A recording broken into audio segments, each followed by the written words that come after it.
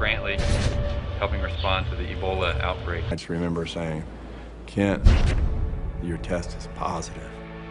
Dr. Brantley was dying.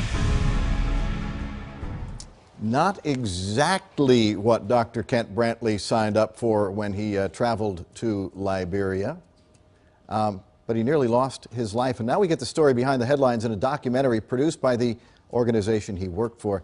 Good morning, Dr. Brantley, now practicing in Fort Worth, and of course to Franklin Graham, CEO of Samaritan's Purse, the organization that sent him there. Dr. Brantley, hi from all the folks in Dallas and Fort Worth, by the way.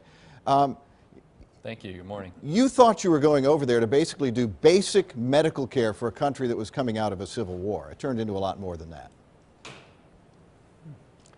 Yeah, we went there to help people in great need, and no one could have predicted the Ebola outbreak, but when it came to our front door, we had to engage. Yours, Franklin, is a Christian organization, obviously, that goes in to do medical work and to spread the gospel as well. You also worked very closely, though, with a secular organization, which Doctors Without Borders, which was already on the ground and fighting Ebola. Yes, we work very closely with a lot of organizations all over the world. It's important. You have to work with them. And when we get into something like Ebola, we all share what we have with one another. Doctors Without Borders were not really at that time in Liberia, and they asked us to set up the ETU, the Ebola Treatment Unit. And Dr. Brantley, he agreed to be the director of it and run this thing. We didn't know what we were getting into, but somebody had to step up to the plate. This thing was coming like a tidal wave. And so we learned a lot very quickly, and Dr. Brantley and the team just did an incredible job. And I'm just so proud to be able to work not only with Dr. Brantley and professionals like him, but to be able to work with these other organizations, the UN, Doctors Without Borders, again, that do such an incredible job. And it's, we're just thankful that we're able to sit here and talk about it. Yeah. There was a time there I didn't think we'd be talking about this together. And the reason that we're talking with you, both of you this morning, is because you've put together a documentary, Facing Darkness, that is going to be in theaters across the country. And Franklin Graham, why one night only?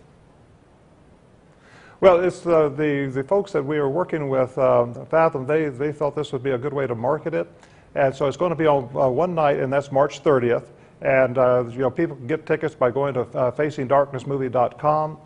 They can get the tickets online, or they can get them at the theater. But if you go to that website, you'll see where the theaters are in your area that are showing this. But it's March 30th, and it's a great film, and I hope people will come see it. Dr. Brantley, you're a man of faith, which is obviously why you went into to West Africa in the first place, to be a medical missionary.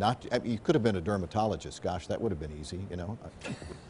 But instead, chose to become a medical missionary.